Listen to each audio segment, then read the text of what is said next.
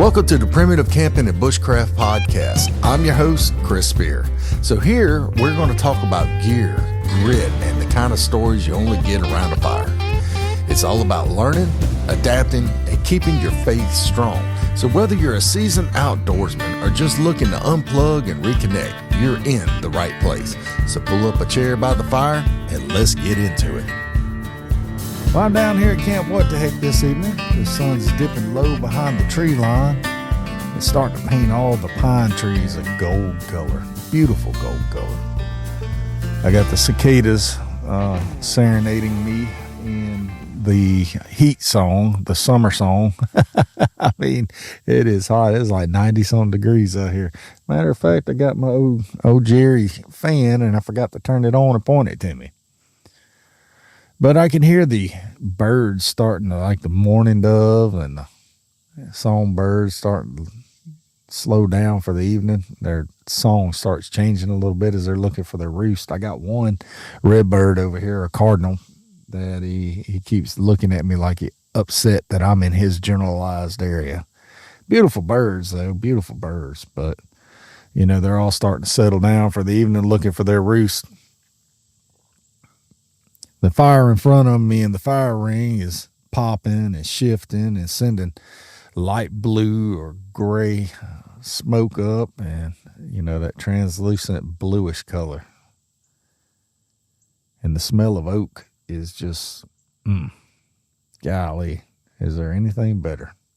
Take in a deep breath and you let in that rich, earthly aroma, you know?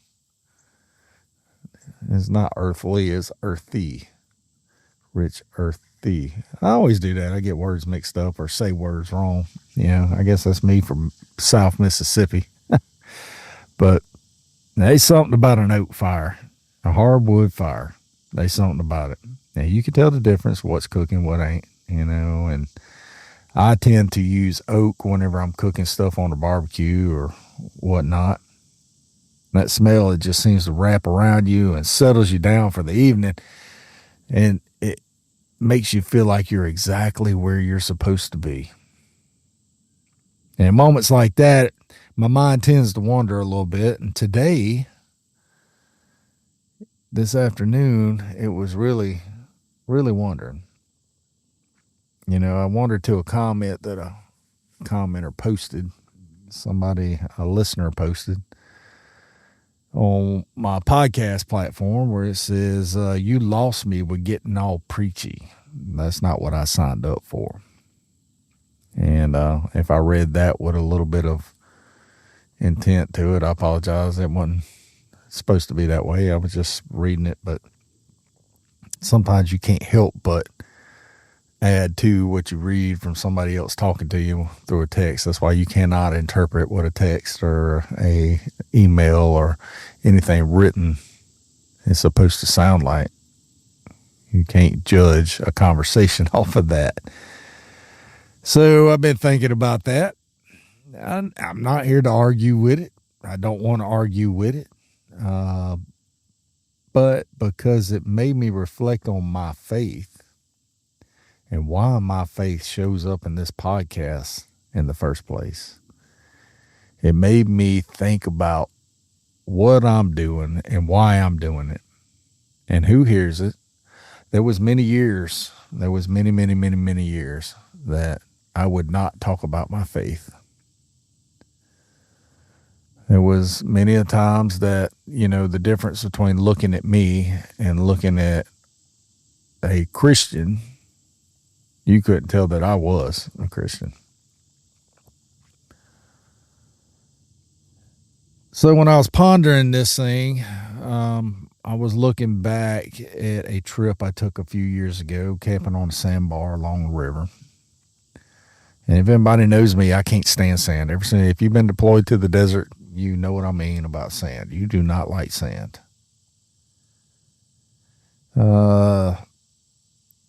I remember that night was like the air had been cool enough to cling to the ground that morning. I had to set my tarp real low because it was so much condensation in the air, so much humidity in the air that night. And so I put my tarp real low and pitched it low. And it wasn't raining or anything like that, but it was just to keep me from getting damp. It was to keep me from getting saturated. The fire was down to just some glowing coals. There wasn't no rush. There wasn't no noise. It was just a slow warmth working its way back to the camp. Stoking the fire, throwing a little bit here, a little bit there. The river was calm. It was like it's hard to explain. It was still rushing, however many feet per second or whatnot, but it was kind of calm. That first thing in the morning calm, beautiful calm. The water was sliding past the bank like it didn't have anywhere else it needed to go.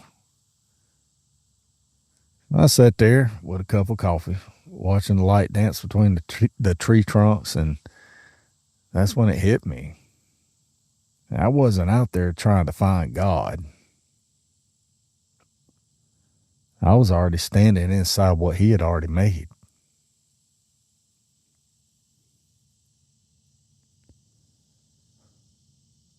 And that brings to mind another evening when I was camping alone on the river one time. I do a lot of alone camping. I set up this small camp, was sitting by the bank had a line in the water. I was sitting there fishing, hoping to catch me a fish or two for dinner. The world around me had settled into that late day rhythm type stuff, the crows passing overhead, calling each other, the squirrels leaping from branch to branch, searching for that last meal or looking for a little acorn or whatnot, just before night comes. And the sound of the water seemed to grow louder and longer the more and more I sat there. It wasn't that the river had changed, but it started to feel like it was pulling my attention. Almost like it was saying, hey, listen.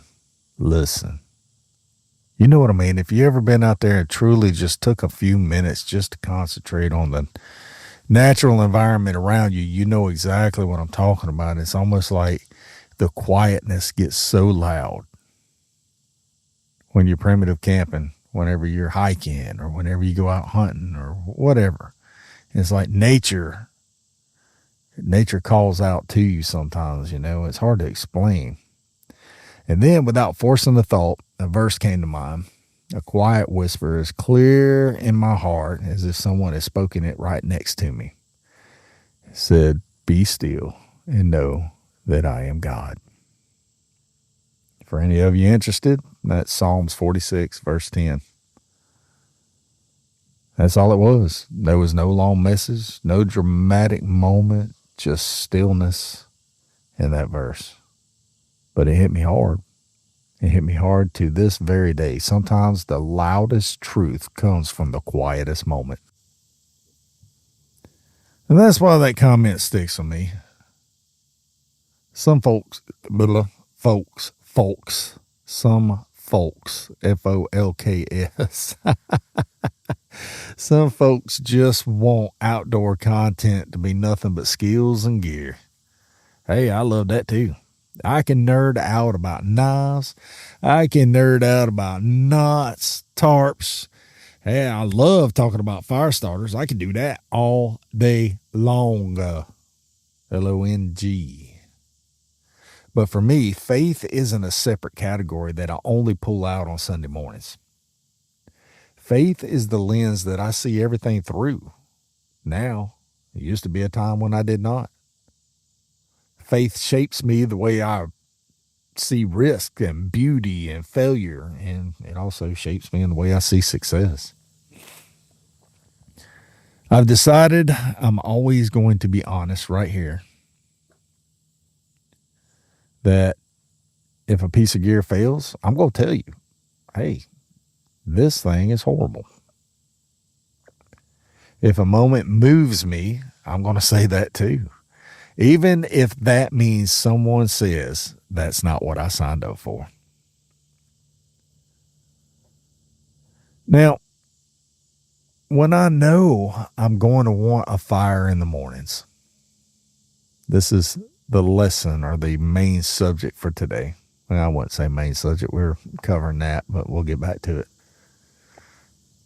But when you know you're going to want a fire in the morning, what are you going to do? Wait for the morning? No, you're going to prepare that thing right there before you go to bed. You're going to prepare for your fire in the morning. That way you're not fumbling around the woods. You're going to prepare it the night before. That means letting it burn down and scraping you some of them coals to the side, burying them with some of the ash. That way, if you've never done that, it does work. Go ahead and get your tinder and your kindling and everything ready for in the morning time. And if it's wet or whatnot, being able to split your log and make feather sticks so that when it comes morning time, you just blow through that ash or move some of that ash and blow them coals back into life. Give that stick a little bit of that feather stick, give it a little bit of heat, a little bit of oxygen. And see that orange glow. Everything's going to start small. Everything starts small. Even with your faith, everything's going to start small. But it's going to grow over time. Then you start putting in all the stuff that you collected.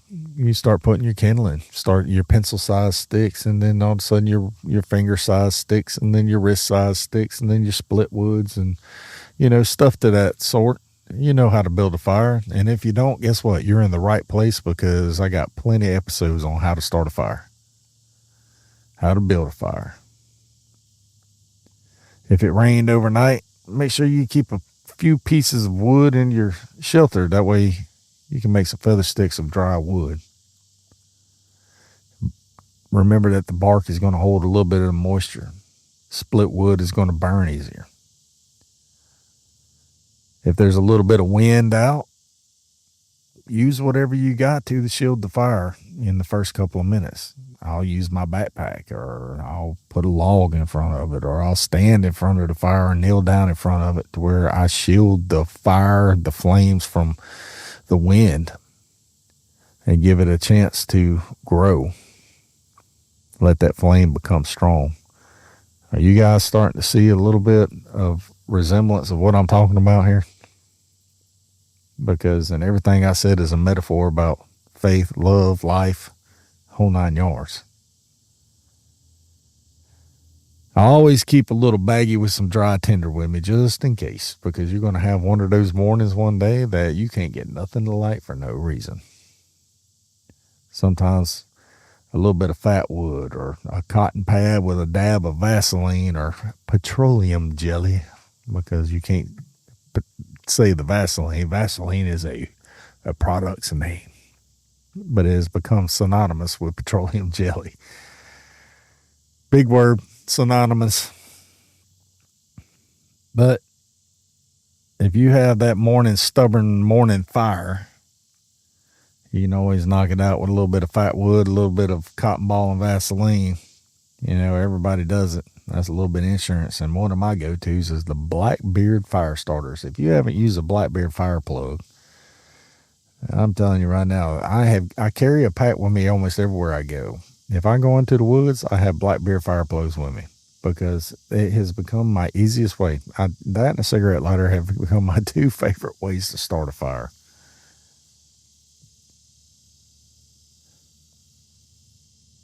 Just using something to start your fire, or having your fire started, is going to relieve a little bit of frustration, and the rest of your day is going to get along a lot better, and you're not going to be frustrated. Romans chapter 1 verse 20 says, "Since the creation of the world, God's invisible qualities, his eternal power and divine nature, have been clearly seen. They have been understood from what has been made. His eternal power and divine nature have been clearly seen by everyone.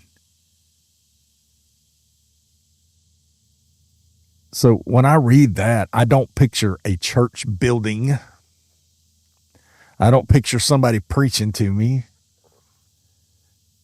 I picture mornings like what I was just talking about. I picture evenings just like this one. Sun going down. A quiet camp. A small fire. You got steam rising from your coffee cup. You got the dance of the smoke coming off of the wood, filling the air with the aroma of oak or whatever you're cooking. That's creation telling the truth about its creator, guys.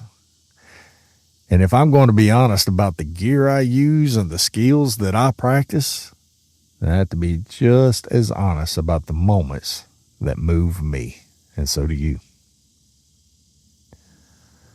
So to the person who said, quote, "You lost me with getting all preachy.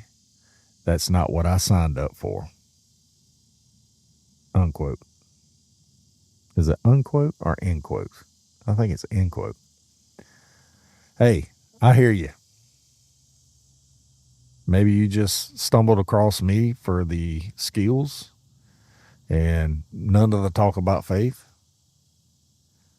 But you're still welcome around the fire with me. But I'm going to keep sharing the entire picture, the whole picture, because for me, faith and the outdoors cannot be separated. And we just read about it in Romans chapter 1, verse 20. And maybe, just maybe, the one thing that you did not sign up for might be the thing you needed to hear the most. So sometime this week, bumped the table again with my knee. One day this week, I think we need to start doing an action of the week or a calling. You need to answer your calling. Oh, man. One day this week, no matter where you're at, make a fire. If you're at work, burn the place down. I didn't say that. I'm just joking, guys. No, I'm just joking. Don't do that.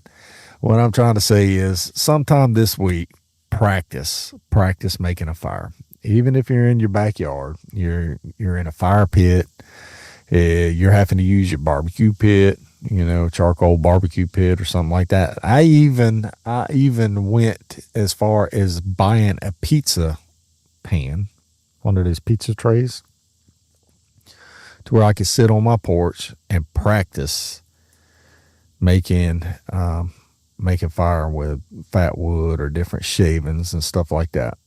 And so the pizza pan is great because it's real wide and it gives you a lot of room to practice. That's how I practiced using a ferro rod for a long time until I got used to using my ferro rods. But what I want you to do is I want you to start a fire, do the work, put in the practice, get all your supplies and everything ready the night before. That way, when you get up the next morning or the next day, sometime throughout your day, it's stress-free. Take a couple seconds.